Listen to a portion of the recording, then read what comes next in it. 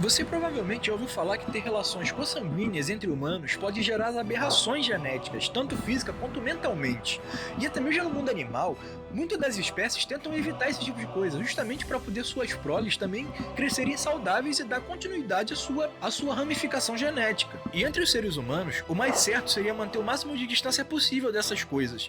Porém, quando você pega uma dinastia querendo manter o seu poder, fazer a manutenção do seu reino e ainda mais fazer a pureza cada vez maior do seu sangue, digamos do seu sangue real, e acabam insistindo nesse tipo de coisas durante séculos, casando primos e tios com sobrinhas, justamente para não perder a coroa e a coroa não sair dessa família, o resultado pode ser devastador. E foi exatamente isso que aconteceu com os Habsburgo, que durante 200 anos mantiveram relações consanguíneas e casamentos conjugais entre parentes. O excesso desse cruzamento praticamente criou um mutante real, um homem considerado por muitos como uma aberração, tão debilitado fisicamente que até mesmo fechar a boca era uma das coisas mais impossíveis para ele. Essa é a história de Carlos II da Espanha, conhecido também como o Rei Enfeitiçado, o último rei da dinastia Habsburgo da ramificação da Espanha, cujo corpo e a mente foram marcados por séculos de relações consanguíneas, criando um homem extremamente bizarro. A necessidade da família real da Espanha em manter o seu poder e a manutenção do reino, que já foi o maior do mundo, sem correr o risco de perder a influência e manter o poder dentro da sua própria família, gerou uma das aberrações mais bizarras da história. Tudo começou com Filipe II de Castela e também com a Joana de Castela. A partir desses três filhos, gerou-se uma linhagem de casamentos consanguíneos, sem nenhuma participação de um gênese externo, fazendo com que ao longo de quase 200 anos, primas e tias fossem se casando, sem ao mesmo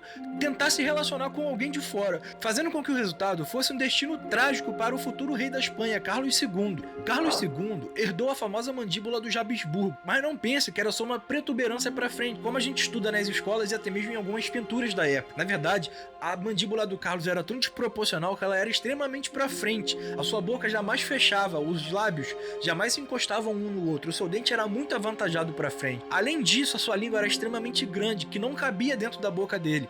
Ele parecia mais aqueles cachorros que têm uma deficiência, que o rosto dele é mais para dentro e a língua do cachorro fica sempre para fora. A língua do Carlos era muito parecida, a língua dele vivia o tempo inteiro para fora. Além disso, como ele não conseguia fechar a boca, inclusive tendo que ter exclusivamente um serviçal só para ficar limpando a boca dele o tempo inteiro, porque ele não parava de babar, ele ficava igual um cachorro babando o tempo inteiro, o que deixava sua fala extremamente difícil de ser entendida, além de não conseguir se alimentar direito.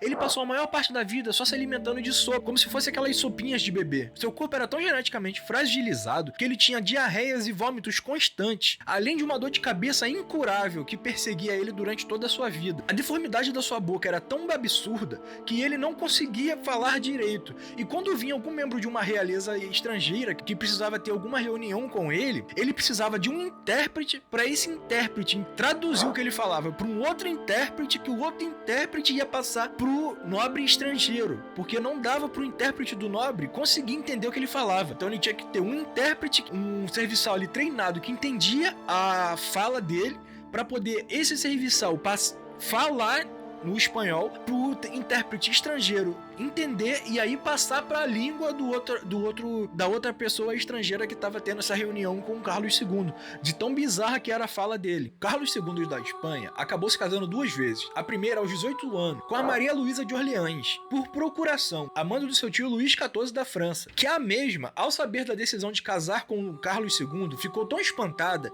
que ela correu ao palácio de Luís XIV, se ajoelhou na frente de todo mundo aos pés dele e implorou para que ele não deixasse ela casar com Carlos. O então Luís XIV simplesmente riu da cara dela na frente de todo mundo e disse que a futura rainha da Espanha não deveria se ajoelhar e implorar para o rei da França. Maria Luísa era considerada uma jovem encantadora e muito bonita, porém, após o casamento, sua vida entrou em basicamente um tormento. Além de conviver com um marido debilitado fisicamente e mentalmente, quietas do reino da Espanha, que chegavam a ser tão bizarras, aumentaram ainda mais a sua depressão e a sua falta de vontade de viver. Que, por exemplo, uma dessas etiquetas bizarras da corte da Espanha era que ninguém podia tocar na rainha, ou seja, então ela passava o tempo inteiro sem ninguém nem sequer poder encostar nela, e isso acabou agravando mais ainda a mente dela. Apesar disso, Carlos II realmente se apaixonou por Maria Luísa assim que ele a viu. No entanto, seus inúmeros problemas físicos e mentais tornaram o matrimônio impossível de ser feliz. O rei era impotente e infértil, nada funcionava em seu corpo, inclusive o seu próprio mangusto. Mesmo assim, A corte da Espanha colocou a culpa de não conseguirem gerar herdeiros na Maria Luísa, que foi submetida a diversos tratamentos estranhos e procedimentos altamente despreparados para poder fazer alguém ficar fértil, né? Ainda mais que ela não era a culpada, quem era a culpada disso era justamente o Carlos II. O peso psicológico dessa situação acabou agravando ainda mais a vida de Maria Luísa, que fez com que entrasse em depressão, ficasse com ansiedade e ainda mais criasse obesidade, fazendo com que ela aos 26 anos falecesse, que segundo a Corte Real da Espanha, foi de falecimento de causas naturais, mas que muitos historiadores acreditam que foi consequência de um envenenamento, até mesmo desgosto e por causa da própria depressão. Logo após a morte de Maria Luísa, a Corte da Espanha já correu para buscar uma outra pretendente, e com isso a escolhida foi Maria Ana de Nesburgo, selecionada entre várias candidatas. Ela foi escolhida principalmente pela alta fertilidade de sua família.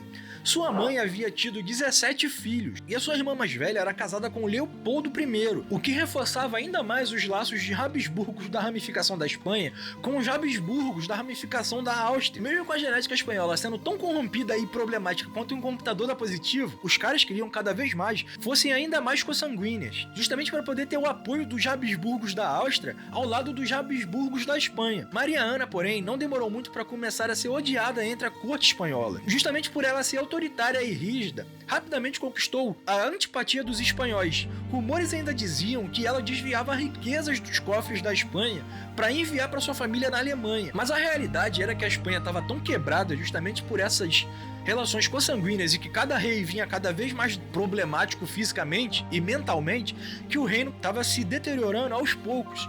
E chegou uma hora que a própria Maria Ana teve que pegar seus recursos e suas joias e dinheiros da sua própria família para pagar despesas do próprio reino da Espanha, de tão precário que a situação da Espanha já estava. Que essa situação acabou fazendo com que Maria Ana acabasse pegando mais raiva ainda do povo espanhol e mais ainda da corte espanhola. Assim como a primeira esposa de Carlos II, Maria Ana não conseguiu gerar filho. Isso transformou ela em uma figura cada vez mais irrelevante dentro da corte espanhola. Com o tempo ela foi ficando tão esquecida que ela acabou passando a ser mais um fantasma palaciano, esquecida e ignorada por todos na Espanha. Ainda há relatos que em meio a esse abandono, Maria Ana manteve um caso secreto com um membro de seu séquito, chamado Jean, com quem ela teria tido descendente. A bizarrice genética da família espanhola atingiu níveis inimagináveis. Carlos II era primo de primeiro grau de sua mãe e ao mesmo tempo era sobrinho neto de seu pai. Para completar, a sua avó também era sua própria tia. Toda a sua árvore genealógica descendia de um único casal, Felipe e Joana de Castela. O pai de Carlos II, Felipe IV da Espanha, casou-se pela primeira vez aos 10 anos de idade com Isabel da França, filha do rei francês. Dessa união nasceram 8 crianças,